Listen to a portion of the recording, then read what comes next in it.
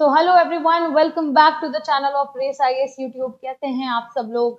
इसी के साथ आप सबका बहुत बहुत स्वागत है इन दिस रन, जहां हम कर रहे हैं प्रारंभ बैच में अपने एनसीईआरटी सिलेबस को कंप्लीट कर रहे हैं। हमारा सब्जेक्ट क्या चल रहा है? It is history. हम एनसीईआरटी हिस्ट्री को कवर कर रहे हैं। हमने 6 to 10 एनसीईआरटी को कवर कर लिया है। आज क्लास 11th की एनसीईआरटी की शुरुआत करेंगे। तो क्लास 11, ठीक है, इसको आप मेंशन कर लीजिएगा, इसका इंट्रो पेज नहीं बनाया है। क्लास 11 चैप्टर का नाम क्या है? राइटिंग एंड सिटी लाइफ, शायद ऐसा ही कुछ है, राइटिंग एंड सिटी लाइफ। तो यहाँ हम बात करेंगे। इससे पहले मैं कुछ एक आध बातें आपको बता देना चाहती हूँ कि जल्दी जल्दी ज्वाइन इन हो जाइए आप लोग, join in very fast.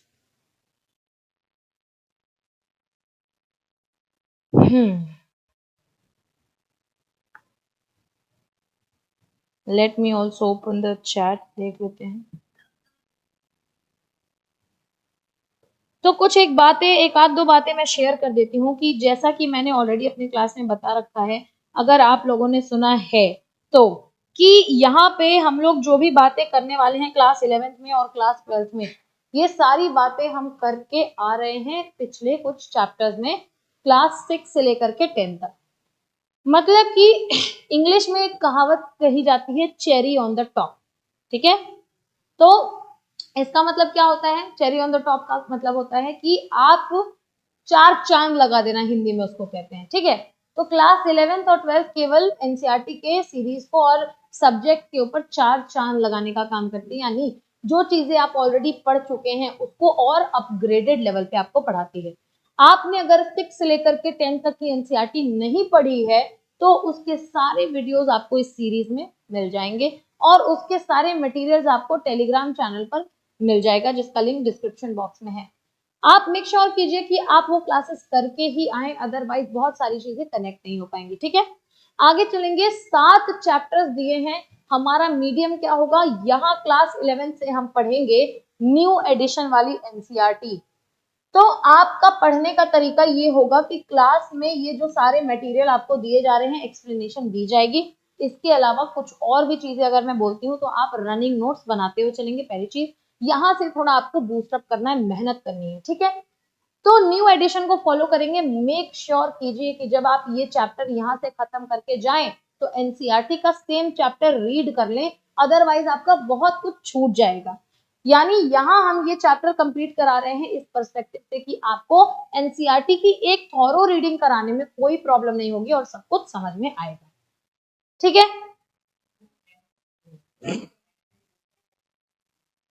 Writing and city life.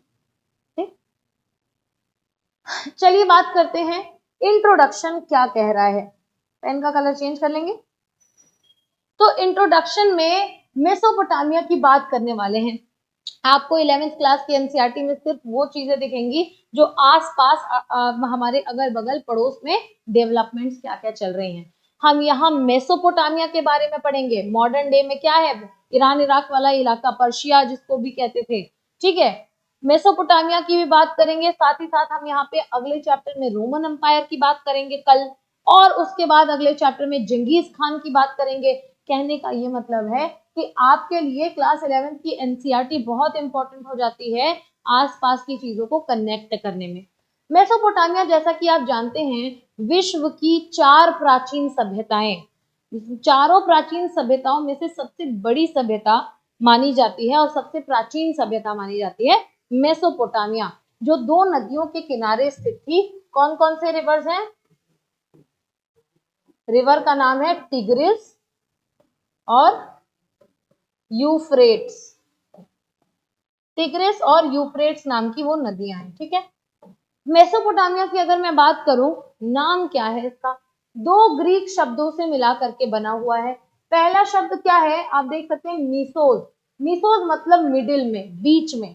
और दूसरा शब्द है पोटामाज, यानी पोटामा का मतलब होता है, पोटामा का मतलब होता है एक ऐसा लैंड जो 2 नदियों के बीच में होता है, एक ऐसा क्षेत्र जो 2 नदियों से घिरा होता है। वो 2 नदियां क्या है? यूफ्रेट्स और टिग्रिस, यही घेर करके रखती हैं और उस लैंड को क्या कहते हैं, मेसोपोटामिया।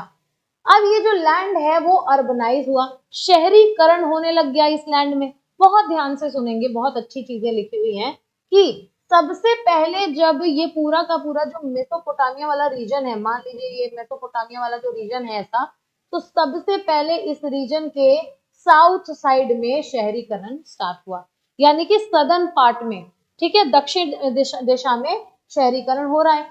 कुछ एरियाज आ जाते हैं जैसे सुमेर, अक्काड़, ठीक है, ये कुछ सुमेरिया आपने सुना भी होगा, ठीक है, तो ये कुछ रीजन्स है जहां पे आपको शहरीकरण देखने के लिए मिलता है। बेबीलोनिया नाम की एक जगह जो है बसती हुई दिखाई देती है। बेबीलोनिया क्या है, सुमेर और अक्कड़ वाले क्षेत्र का ही एक मिक्सचर है। तो बेबीलोनिया नाम की एक जगह बसती हुई नजर आती है आपको दक्षिण क्षेत्रों में, सदर्न रीजन्स में। और 2000 बीसी, ध्यान दीजिएगा एडी की बात नहीं कर रहे हैं, 2000 बीसी के बाद जो है बहुत ज्यादा एक इम्पोर्टेंट, बहुत महत्वपूर्ण बनना शुरू होंगी, ठीक है। नॉर्थ की तरफ अगर हम बात करें, ये पूरा जो किंगडम है, जैसे हम लोगों ने अभी बात की थी, हम नॉर्थ, साउथ, ईस्ट और वेस्ट की बात करेंगे। साउथ में क्या है, बेबीलोनिया, बेबीलोनिया में सुमेरिया और अक्काड। नॉर्थ में है एसीरिया। एसीरिया में रहने वाले लोग, जो एसीरियंस लोग हैं, वो क्या करते हैं, अपना साम्राज्य यहाँ पे बनाते हैं 1100 बीसी के आसपास, ठीक है। ज्योग्राफी ऑफ मेसोपोटामिया, आपको पता है किसी भी, आप कोई भी चैप्टर पढ़ लीजिए, बाहर के कोई भी फॉरेन पावर के बारे में आप चैप्टर पढ़ लीजिए, उसकी शुरुआत कैसे होती है, उसके सबसे पहले हम उसके बारे में कुछ चीजें जानते हैं, इतिहास जानते हैं, उसके बाद हम उसकी ज्योग्राफी पढ़ते हैं। नॉर्थ, साउथ, वेस्ट और ईस्ट, ठीक है, नॉर्थ, साउथ, वेस्ट और ईस्ट की अगर मैं बात करूं, जय Hind Aditya, a very good afternoon and जय हिंद, ठीक है। अगर मैं बात करूं, आपको पता है नॉर्थ, साउथ, ईस्ट और वेस्ट ये है, ठीक है। अब अगर आप ऐसी क्रॉस लाइंस खींच दीजिए तो नॉर्थ और ईस्ट के बीच में आ जाता है नॉर्थ ईस्ट, ठीक है। ईस्ट और साउथ के बीच में आ जाता है साउथ ईस्ट, वेस्ट और साउथ के बीच में आ जाता है साउथ वेस्ट, और नॉर्थ और वेस्ट के बीच में आ जाता है नॉर्थ वेस्ट। तो ये जो आपका नॉर्थ ईस्ट वाला इलाका है, आप देख रहे हैं ये वाला जो इलाका है, यहाँ पे कैसा वो हुआ करता था, कैसी ज्योग्राफी थी, कैसा भूगोल था, लश ग्रीन प्लेन्स, मतलब हरे मैदान हुआ करते थे, बड़े बड़े माउंटेन्स भी हुआ करते थे।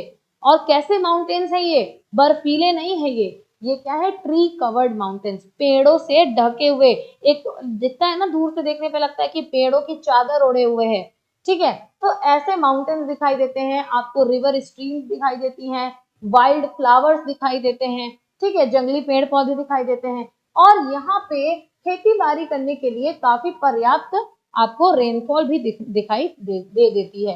ऐसा कुछ क्लाइमेट कहाँ बनता था, यहाँ के नॉर्थ ईस्ट में। हम बात किसकी कर रहे हैं, मेसोपोटामिया की।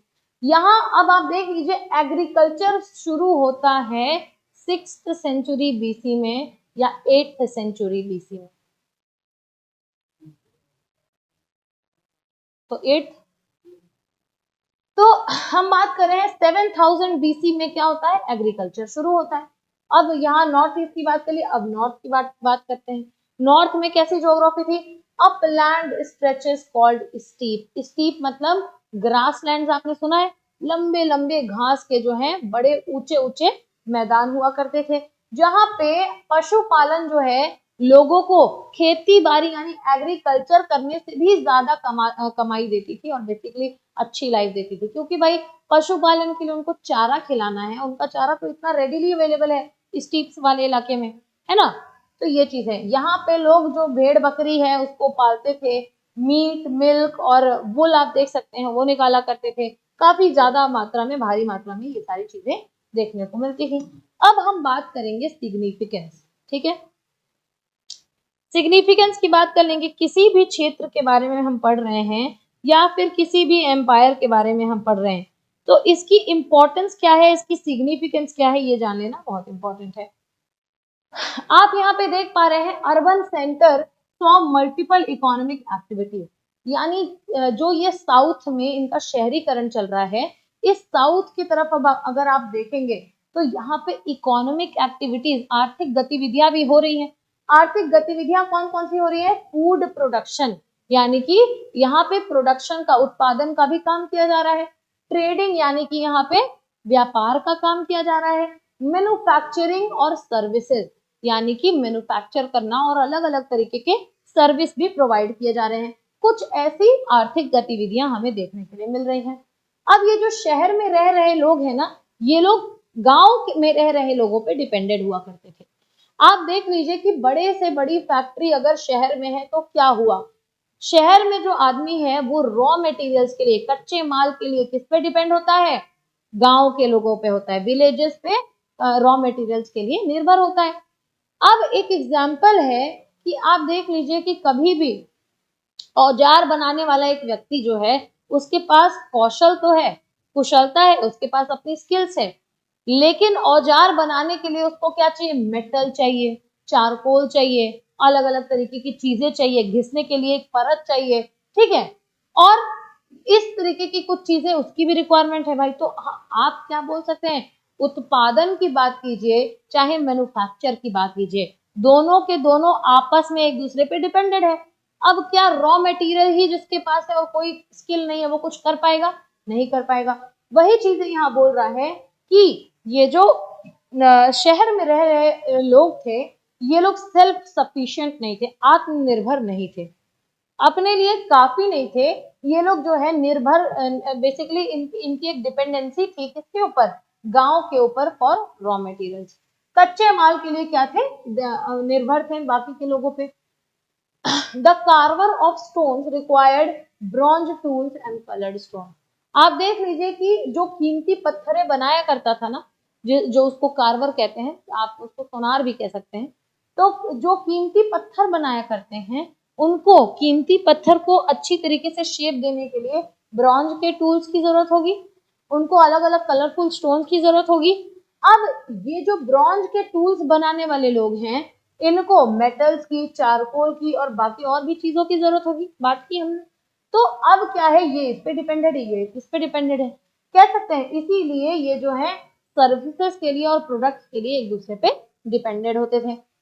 ये जो इनकी साइकिल चली आ रही है ना डिपेंडेंसी की, इसी से पता चलता है कि शहरीकरण जो मेसोपोटामिया में हो रहा है वो कितना ज्यादा इंपॉर्टेंट है हमारे लिए पढ़ा जाना।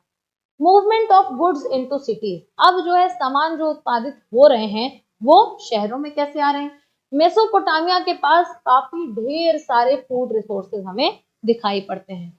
फूड रिसोर्सेज की हम बात करें तो उसकी कोई कमी नहीं है, बहुत सारे फूड रिसोर्सेज हैं, खाने की कमी नहीं है, लेकिन सबसे बड़ी कमी किस चीज की है, बाकी की चीज जैसे कि स्टोन्स यानी पत्थर, वुड्स यानी कि लकड़ियां, और मेटल्स। वुड्स का मतलब आप यहाँ पे ये भी समझ सकते हैं कि जंगलों की भी बात हो रही है। A very good afternoon and जय हिंद नितिन, कैसे हो आप, और आई होप आपको पूरी क्लास समझ में आ रही है, ठीक है। तो yes, they imported wood, copper, tin, silver, gold, shell stones from Turkey and Iran. Turkey का मॉडर्न नाम क्या है, कोई बताएगा मुझे, तुर्की है। तो टर्की और ईरान जो है वहां से मेसोपोटामिया के लोग क्या क्या मंगवाया करते थे, देख लीजिए, कॉपर कहाँ गया, ठीक है, कॉपर मंगवा, कॉपर, टिन, सिल्वर, गोल्ड और स्टोन्स अलग अलग तरीके के मंगवाए गए। साथ ही साथ इन्होंने टेक्सटाइल्स को एक्सपोर्ट किया, अपने वहां बनाए गए सूती कपड़े, बाकी के कपड़े जो हैं उनको क्या किया, एक्सपोर्ट करना शुरू किया। और फूड रिसोर्सेज जो है अपने, क्योंकि इनके पास फूड रिसोर्सेज तो बहुत थे, बाकी के कंट्री में एक्सपोर्ट करते थे, बाकी की चीजें अपने यहाँ पे इंपोर्ट करते थे, ठीक है। Transport is also an important factor for urban development of Mesopotamia. Mesopotamia के शहरीकरण में हो रहे विकास के लिए यातायात बहुत एक इम्पोर्टेंट फैक्टर था, ट्रांसपोर्ट जो है बहुत एक इम्पोर्टेंट फैक्टर था। आप देख रहे हैं अलग अलग कैनाल बनाए जाते थे, नेचुरल चैनल यानी कि गुफाएं, टनल वगैरह आपने देखा होगा बनाए जाते थे, वर रूट्स फॉर गुड ट्रांसपोर्ट, इनको आम जनता के चलने वाले रोड से अलग रखा जाता था ताकि ये फास्ट मूव कर पाए और दुनिया के किसी भी कोने में अच्छी तरीके से टाइम बाउंडली पहुंच पाए, ठीक है। अब आप देख लीजिए राइटिंग पे, हम इस पूरे के पूरे क्लास में हम राइटिंग पे बहुत चर्चा करने वाले हैं, ठीक है। राइटिंग की अगर मैं बात करूं तो क्यूनिफॉर्म राइटिंग हुआ करती थी। इनके लिखने की शैली क्या थी, उसको कहते थे क्यूनिफॉर्म। क्यूनिफॉर्म का मतलब क्या होता है, आइए सबसे पहले ये जान लेते हैं। क्यूनी में क्यूनस होता है, ये जो वर्ड है क्यूनस मतलब होता है वेज। वेज मतलब एक शार्प टूल को हम कह सकते हैं, ठीक है, कटीले टूल को कह सकते हैं। और फोर्मा मतलब होता है शेप। यानी कि क्यूनिफॉर्म एक कैसी बेसिकली राइटिंग की एक टेक्निक है जहां पे ऐसा लिखो कि उसकी जो है ये शार्प एज जो है वो कटीले ऐसे ऐसे ऐसे ऐसे हो, ठीक है, कटीले हो ऐसे, कुछ ऐसा ही, ठीक है। मेसोपोटामिया जो है यहाँ के लोग लिखते कैसे थे, टैबलेट्स पे लिखते थे। आप देख लीजिए कौन से टैबलेट्स, दवाई वाले टैबलेट्स या मोबाइल वाले टैबलेट्स, कौन से टैबलेट्स। ये टैबलेट जो थे गीली मिट्टी के टैबलेट थे, यानी गीली मिट्टी को आपने देखा है गोबर से जो कोपा बनाया जाता है, गोईठा इसको कहते हैं हमारे लैंग्वेज में, आपके लैंग्वेज में जो भी कहते होंगे, तो उसको एक शेप दिया जाता है ना, जब वो सूख जाता है तो उसी शेप में होता है। वैसे ही गीली मिट्टी, क्ले की अगर मैं बात करूं तो गीले क्ले को एक थिन बेसिकली शीट उसका बनाया जाता था, ठीक है, एक इतनी मोटी परत बनाई जाती थी। और जब वो परत गीली है तभी आप उस पर जो लिखना है लिख दो, क्योंकि जब वो सूख जाएगी तो भाई उसको फिर खराब करना इम्पॉसिबल होता था, फिर कैसे उसको पानी उस पर रगड़ते रह जाओगे, वो वापस से वो नहीं होगा, ठीक नहीं होगा। तो ये जो लोग हैं, अब आप देखिए कि मेसोपोटामियन टैबलेट्स पे अलग अलग तरीके के साइन नंबर जो है लिखना स्टार्ट करेंगे। मेसोपोटामिया में जो राइटिंग है वो 3200 बीसी से शुरू होती है। कब से शुरू होती है, 3200 बीसी से शुरू होती है। अब यहाँ आप देख पा रहे हैं कि सोसाइटी में ये राइटिंग की टेक्निक क्यों शुरू हो रही है। एक वक्त ऐसा आया जब लोगों ने सोचा कि इतना कुछ करते हैं, कुछ रिकॉर्ड नहीं हो पा रहा है। तो जब समाज में ऐसा लगा कि हम जितने भी ट्रांजैक्शन, क्या 2000 5000 नहीं, ट्रांजैक्शन मतलब इवेंट्स जो घटित हो रहे हैं, तो समय बीतता जा रहा है और जितने भी इवेंट्स घटित हो रहे हैं उनका एक रिकॉर्ड हमें रखना चाहिए, ठीक है। तो इसी रिकॉर्ड को रखने के लिए बेसिकली क्या हुआ, शुरुआत हुई 3200 बीसी में मेसोपोटामिया में लिखने की शैली की। They wrote on clay tablets. Clay tablets आप समझ गए होंगे किस चीज की बात कर रही हूँ मैं, ठीक है।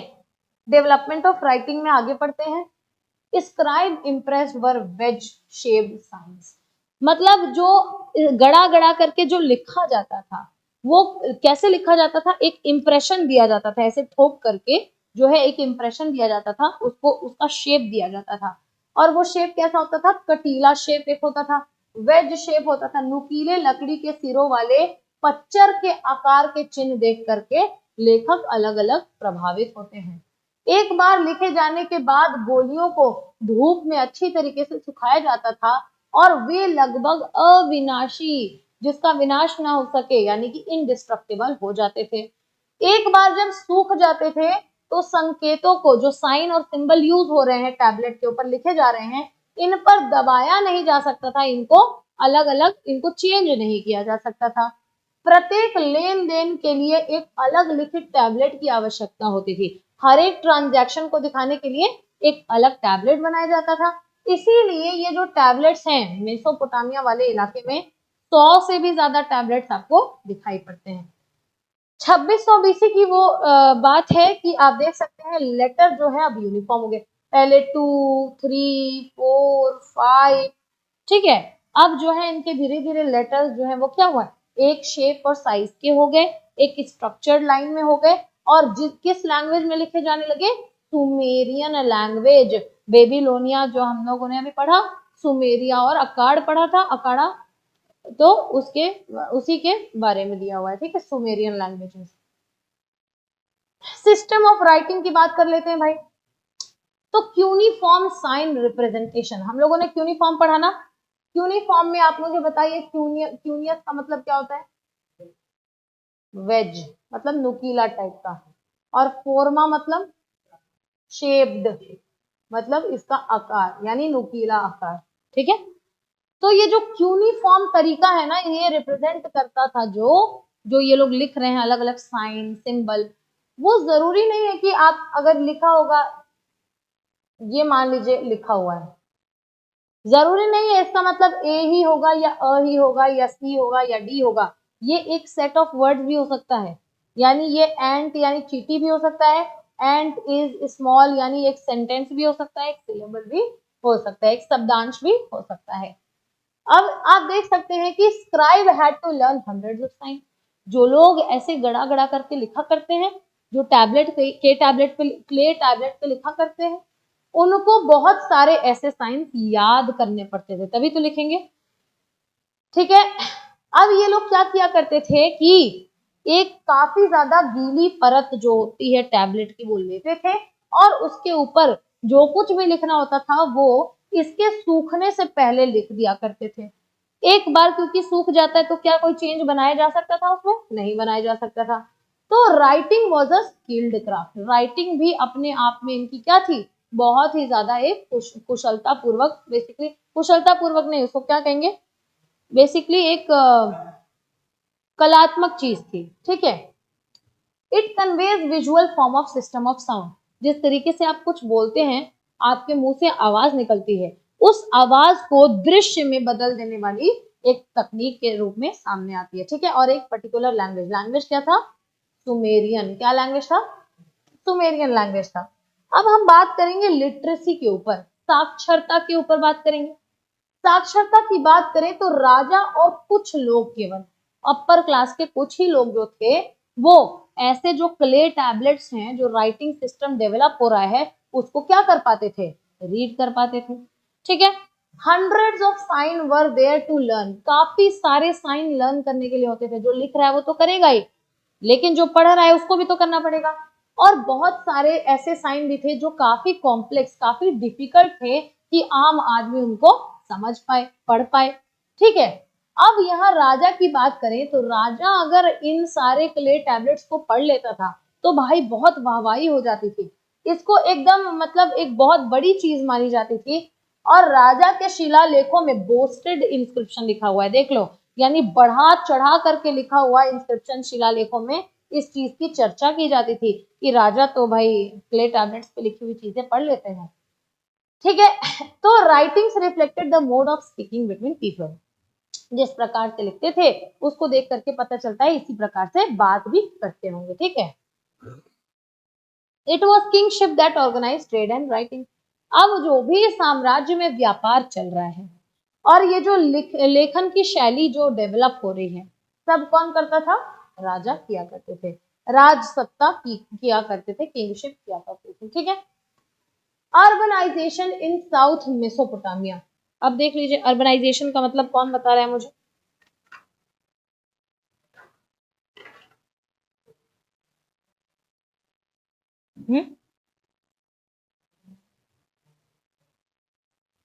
अर्बनाइजेशन, शहरीकरण। ठीक है, शहरीकरण यानी कि शहरों में आने की प्रतिक्रिया। भारी मात्रा में लोग शहर में क्यों आते हैं? अच्छे काम की तलाश में, पढ़ाई करने की तलाश में। ठीक है, 5000 बीसी का वो वक्त है जब सेटलमेंट्स हो रही है मेसोपोटामिया वाले रीजन में। कब हो रही है? 5000 बीसी में। एग्रीकल्चर कब यहाँ इंट्रोड्यूस हो रहा है? 7000 बीसी में। अब यहाँ पे जो है कुछ बहुत प्राचीन शहर जो है उभर करके आते हैं। कौन कौन से शहर आते हैं? पहली श्रेणी में ऐसे शहर जो मंदिरों के आसपास क्या होने लगे? बनने लग गए। आपको पता है ना, ये रिलीजियस प्लेसेस होते हैं। स्पेसिफिकली टेम्पल की अगर हम बात ना करें तो एक ऐसी जगह जहाँ नेचर की, प्रकृति की पूजा होती है या किसी भी चीज की पूजा होती है, उसको टेम्पल की श्रेणी में रखा जा सकता है ना। और टेम्पल में बहुत अलग अलग जगह से लोग आते हैं, तो क्या वहां आसपास के शहर ग्रो करेंगे कि नहीं करेंगे? तो ऐसी सिटीज जो मंदिरों के किनारे डेवलप हुए। फिर दूसरी श्रेणी में ऐसी सिटीज जो कि एक सेंटर ऑफ ट्रेड बन गई, व्यापार का एक केंद्र बन गई। जैसे कि आज के डेट में गुजरात है एक स्टेट, वो व्यापार के पर्सपेक्टिव से बहुत इंपॉर्टेंट है क्योंकि पोर्ट है उसके पास। ठीक है, और फिर तीसरी है ऐसी सिटीज जो कि इंपीरियल सिटीज हो गई, यानी कि ऐसे शहर जहां पे अलग अलग पावर में राजा जो है रूल कर रहे थे और ये पूरी की पूरी सत्तात्मक शहर हो गए कि मतलब राजा यही रहा करते हैं। ठीक है, earliest known temple was a small shrine. आप देख सकते हैं सबसे पहला ज्ञात मंदिर कच्ची ईंटों से बना हुआ एक छोटा सा मंदिर था। मंदिर विभिन्न देवताओं और उर नाम का एक शहर है। आप जब आज जाएंगे, आप पढ़िएगा एनसीईआरटी, उसमें लिखी हुई है उर नाम की एक जगह है, वहां पे चंद्रमा देवता, ठीक है, साथ ही साथ एक देवी है इनन्ना देवी, जो कि प्रेम और युद्ध की देवी, the goddess of love and war उनको कहा जाता है, ये निवास करते थे इन मंदिरों में। ठीक है, समय के साथ मंदिर बड़े होते गए और प्रांगणों के चारों ओर क्या बनने लगे, कमरे बनने लग गए। ठीक है, ये चीजें हैं। आगे चलते हैं। Temples always had there router walls going in and out. अब आप देख सकते हैं टेम्पल्स के ऐसे वॉल इन आउट ऐसे बने हुए होते थे। इस तरीके की इनकी वास्तुकला इनका इस तरीके का हुआ करता था। अब इन मंदिरों में किसकी पूजा होती थी, भगवान की पूजा होती थी। क्या कोई नई बात? ठीक है, आर्कियोलॉजिकल रिकॉर्ड्स यानी पुरातात्विक साक्ष्य जो मिले हैं उनके ऊपर डिपेंड करके कुछ चीजें कही जाती हैं। क्या चीजें कही जाती हैं कि आप देख सकते हैं, कहा जाता है कि जो विलेजेस हैं, ये जो गांव है, वो periodically relocated in Mesopotamia history because of flood in the river and change in the river courses. यानी समय दर समय ये जो सिटीज की 3 श्रेणी मैंने आपको बताई है, शहरों की 3 कैटेगरी, ये लोग समय दर समय गांव गांव और शहर शहर अलग अलग जगह स्थानांतरण, अलग अलग जगह क्या रीलोकेट अपने आप को करता था। वापस से ये पूरी की पूरी बस्ती छोड़ करके कहीं और चले गए। क्यों चले गए? सबसे पहला तो क्योंकि नदियों में बाढ़ आने की प्रतिक्रिया जब चालू होती थी तो अपने आप को बचाने के लिए, और दूसरी चीज कि अगर जिस भी नदी के ऊपर वो डिपेंडेड है, मान लो बाई चांस सूख गई या उसका जो है उसका रुख बदल गया, उसका कोर्स बदल गया, मोड़ बदल लेती है, तो यहाँ के लोग वंचित रह जाएंगे ना। अभी आप इससे एसोसिएटेड प्रॉब्लम्स भी आगे चल के देखेंगे। तो ऐसे केस में क्या होता था, ये लोग अपने जगह बदलते रहते थे। अब इसके अलावा मैन मेड प्रॉब्लम्स यानी मानव द्वारा जन्म दी हुई कुछ प्रॉब्लम्स थी, मानव निर्मित समस्याएं थी।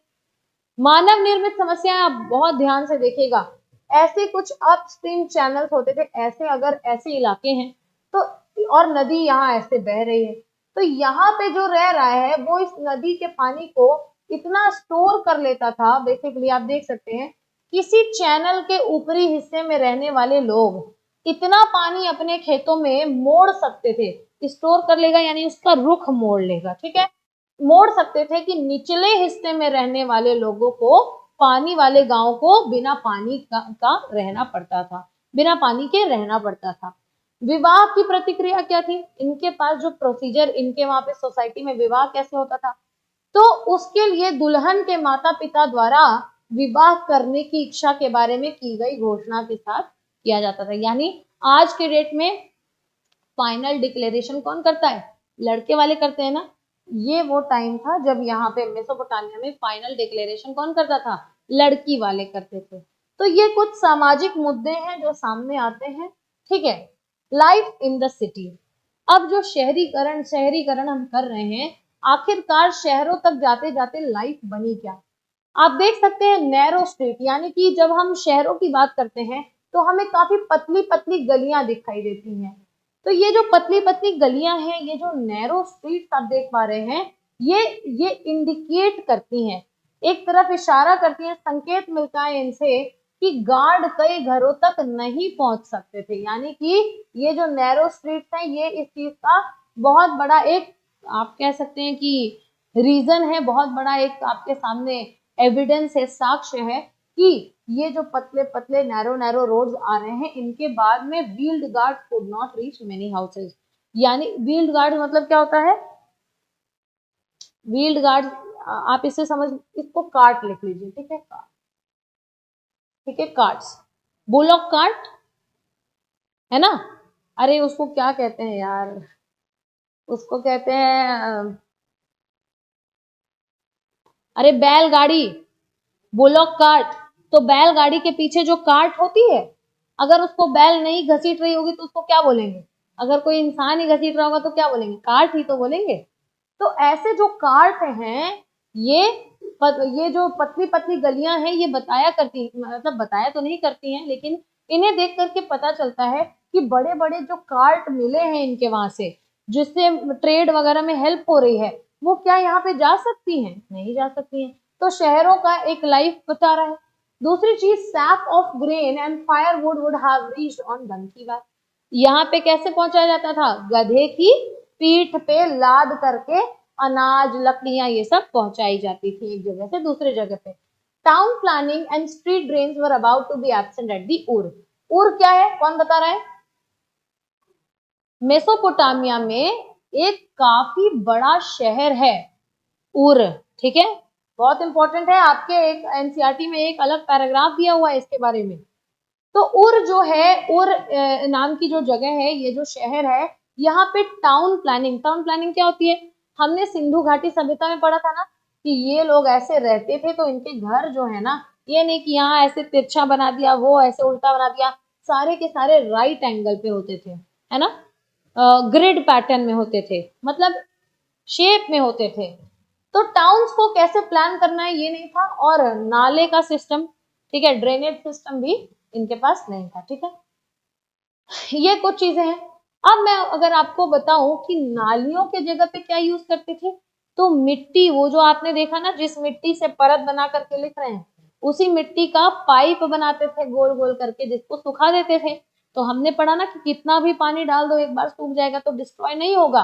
तो वो जो क्ले है, वो इस तरीके की मिट्टी हुआ करती थी कि उससे पाइप बना देते थे और उसी को नालियों की जगह पे यूज करते थे। और ये कहा, कोर्टयार्ड, जो इनका पूरा प्रांगण है, इनके घर के अंदर, इनके आंगन में बेसिकली लगे रहते थे ऐसे के सारे पाइप, ठीक है। इनका जो हाउस रूफ होता था, यानी छत होती थी, वो इस तरीके की छत होती थी, ये। तो बेसिकली ये एक घर है, ये ऐसे, ठीक है। अब आप बोलेंगे मैम ये क्या बना दिया, ये देखा था ठीक है। तो ये जो आपने देखा था, ये घर अब हो चुका है पुराना, यहाँ से रेन वाटर नीचे आ जाता है।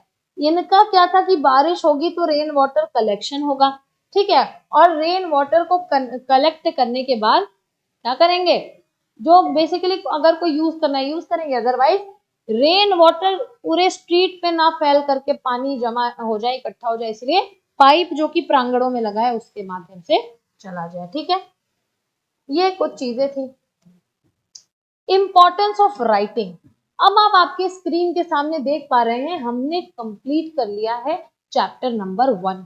हमारी एनसीईआरटी न्यू एडिशन में चैप्टर 1 जो राइटिंग एंड सिटी लाइफ है, जो शहर के लाइफ के बारे में बता रही है, और किस तरीके से लिखित शैली, जो लेखन की जो शैली है, वो किस तरीके से डेवलप कर रही है, ये बता रही है।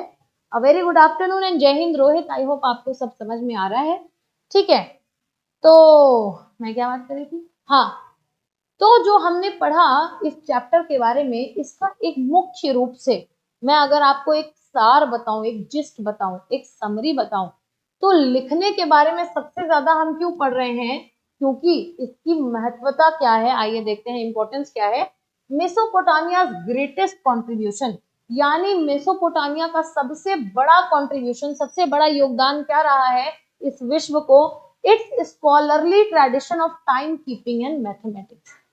यानी कि टाइम कीपिंग बेसिकली इनकी पढ़ाई है, एक स्कॉलर पढ़ाई है, और मैथमेटिक्स भी एक पढ़ाई होती है, आप जानते हैं। इन दोनों कॉन्सेप्ट की वजह से वैश्विक स्तर पर जाना माना जाता है, कौन? मेसोपोटामिया। अभी मैं बताऊंगी कि ये मैंने लास्ट में एक स्लाइड क्यों ऐड की हुई है आपके लिए। ये जो टैबलेट्स थे जिसपे लिखा जाता था मल्टीप्लीकेशन, डिवीजन, टेबल, स्क्वायर और स्क्वायर रूट लिखा जाता था, साथ ही साथ कंपाउंड इंटरेस्ट का फॉर्मूला, फलाना ढिमकाना सब लिखा जाता था, 1800 बीसी तक अब आते आते हमें ये देखने के लिए मिल जाता है। शायद 1800 बीसी वो वक्त है ना जब भारत में आपको इंडस वैली सिविलाइजेशन देखने को मिलता है ना। 1800 बेसिकली हम बात करते हैं 2600 से 1900 तक आते आते इनका मैच्योर फेज था, 1900 के बाद पतन हो गया सिंधु घाटी सभ्यता की। आप मेसोपोटामिया सिविलाइजेशन देख सकते हैं, कितने प्राचीन टाइम में ऐसी ऐसी सारी चीजें ये लोग कर रहे थे। 1 + 24/60, 51/600, ये कुछ ऐसे न्यूमेरिकल मेथड्स दिए हुए हैं जो कि 2 का स्क्वायर रूट को निकालने के लिए एक वैसे ही गीली परत के टैबलेट पे लिखा हुआ था, ठीक है। अगर आप मैथमेटिक्स जानते हैं तो आंसर इज 1.414, ठीक है, which is only slightly different from the correct answer 1.414 21356, और ये क्या है 21296। ये जो मेथड लिखते हैं मेसोपोटामिया के लोग अपने जो परत वाले उस पे टैबलेट पे, उस मेथड से आंसर ये आता है, और एक्चुअल मेथड जो आज के डेट में उससे ये आता है। क्या इसमें थोड़ा स्लाइट डिफरेंस ही तो है, एकदम अनकाउंटेबल जो है वो डिफरेंस। तो कहने का मतलब है कि ये इतने एफिशिएंट, इतने कुशल हुआ करते थे, ठीक है। Students were given problems to solve, अलग अलग तरीके के मैथमेटिकल प्रॉब्लम्स दिए जाते थे ताकि उन सवालों का हल करके बच्चे लेकर के आए। जैसे volume of water in a field of area x, मतलब अगर एरिया दिया हुआ है आपका एक्स, मैथ्स पढ़ने लग गए हम लोग, यानी किसी पर्टिकुलर एरिया में पानी अगर है उस खेत में या फिर उस जगह पे, तो उस पानी का वॉल्यूम कितना है ये निकाल करके लाओ। ये कुछ ऐसे प्रॉब्लम्स थे, सवाल थे जो दिए जाते थे हल करने के लिए। That is covered 1 finger deep in water. आप देख लीजिए कितना अलग लेवल का सवाल है। ये क्षेत्र है, ये फील्ड है, ठीक है। इस खेत में पानी लगा हुआ है और आप उसकी डेंसिटी देखेंगे, डेप्थ देखेंगे, तो एक उंगली पूरी इतनी कवर हो रही है पानी से। ये कितना पानी है वॉल्यूम निकाल करके बताइए। ऐसे प्रॉब्लम्स का समाधान कर करके स्टूडेंट्स लेकर के आते थे। आप इस हिसाब से अनुमान लगा सकते हैं कि क्या इनका लेवल ऑफ एक इंटेलिजेंस है वो रहा होगा। तो ये this is all about writing and city life. इसी के साथ मिलते हैं दोबारा कल एक दूसरे लेक्चर के साथ जो कि हमारा होने वाला है रोमन एम्पायर पे। काफी शॉर्ट और क्रिस्प क्लास है। इस क्लास के बाद यदि आप एनसीईआरटी नहीं करते हैं तो फिर कोई फायदा नहीं होगा, आगे के चैप्टर्स आप रिलेट नहीं कर पाएंगे। मेक श्योर कीजिए एनसीईआरटी के सवाल भी जरूर लगाइए और एक एनसीईआरटी न्यू एडिशन जो सबके पास जो नॉर्मल मिलती है दुकानों पे, उसकी एक थॉरो रीडिंग आप जरूर कीजिए। मिलते हैं अगली क्लास में। For the time being, thank you and जय हिंद।